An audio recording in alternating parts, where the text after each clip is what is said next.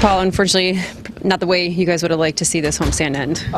Yeah, it's, it's a little disappointing, to be honest. You got a chance to come out and sweep a series, something that we've been looking to try to get done here. And, when you get the opportunities, you want to get greedy. We talk about that a lot.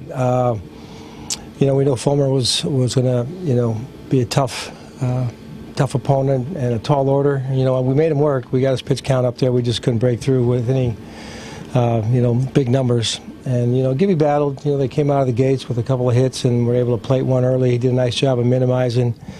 But Nico, he came back to haunt us a little bit today with the homer and the leadoff double there in the ninth. Was there anything in particular that you saw from Fulmer that gave you guys issues in not getting the bats going?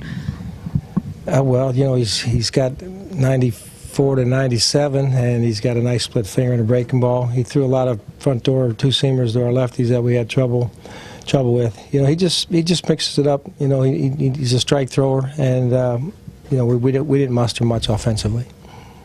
Paul, do you see any difference in Nico this year? Well, I've known him a long time. I think last year when he came up here, he didn't get a very consistent opportunity, and it was reflected maybe in the lack of quality at bats that we saw. Obviously over there he's getting a chance to play a lot of positions, play more regularly, especially with some injuries. He's always a pretty good fastball hitter today. We tried to elevate out him a couple times with 2 strikes, and we didn't quite get it where we needed to, and he did some damage. Did you like what you saw from Kyle today, Mike? There was a lot of good things. I think when you get second and third right out of the gate, it kind of puts you a little bit on the defensive. But yeah, there wasn't a lot after that. You got a Victor leadoff single and a 2-strike homer. Other than that, he was able to hold the fort down pretty well. How weird was that 4th inning for Gibby out there, Molly? He threw like 34 pitches. Yeah, we got somewhat up just because you don't want to go past that 40 to 45 in any particular inning. A lot of 3-ball counts, a lot of foul balls with 2 strikes, and it was just. As far as finishing, it just wasn't happening as far as, having an opportunity to have a little bit more quicker at-bats, and instead they got elongated. When Buxton makes contact, are you thinking double, or is that just him?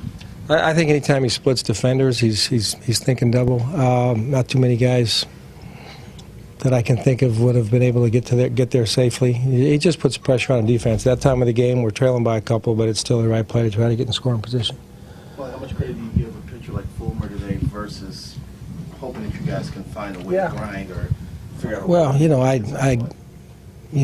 I'm not a big tip my hat guy, but you acknowledge guys that know what they're doing out there on the mound, and I thought our approach was decent, but he made pitches when he had to. A couple of leadoff hits that we had that were turned into double plays. One with him, with Esco, and then we had one later on out of the bullpen. But those are situations where you're trying to get something going, and they erase a couple outs quickly. It's a little bit deflating.